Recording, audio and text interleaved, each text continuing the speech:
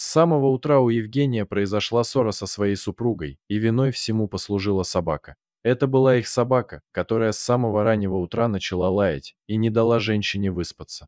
После чего супруга Евгения потребовала избавиться от животного. Это была любимая собака Евгения, поэтому он не согласился от нее избавляться и в обед из-за конфликта с женой уехал к своим родителям, благо они жили не так далеко. Также Евгений взял с собой свою собаку, а жена была только рада этому. Когда Евгений выехал на дорогу, то погода резко начала портиться. Евгений надеялся на то, что он успеет доехать, прежде чем начнется дождь.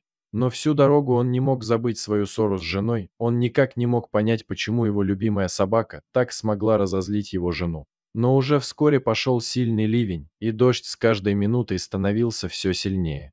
Евгений хотел как можно быстрее доехать до родителей, и из-за этого увеличивал скорость автомобиля. Но из-за скользкой дороги машина не справилась с управлением, и ее занесло на какую-то тропу в лес. Евгений хотел позвонить родителям, но уже через мгновение понял, что телефон забыл дома. Машина не могла ехать, так как она заглохла и больше не заводилась.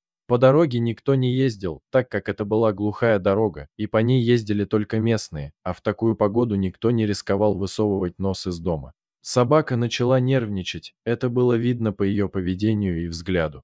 Евгений выпустил собаку из машины, чтобы она прогулялась, а сам сидел и думал, что ему делать, ведь одному ночью посреди леса оставаться никак не хотелось. И тут мысли Евгения отвлекла его собака, которая начала скулить и медленно шла по тропинке вглубь леса. Мужчина начал звать к себе свою собаку, но она не реагировала, тогда Евгений вышел из машины и пошел за ней. И тут он понял, из-за чего собака скулила. В кустах стоял волк и смотрел прямо на них, не отводя взгляда. Мужчина не знал, что ему делать, но тут волк развернулся и начал идти вглубь леса по тропе, за ним последовала собака, и мужчине ничего не оставалось, как идти за ними. Волк часто оборачивался, как будто убеждался в том, что собака с мужчиной идут за ним. Уже через полкилометра на глаза Евгению показалась поляна с домиком из дерева. Именно здесь жил лесник, и именно к нему волк привел их.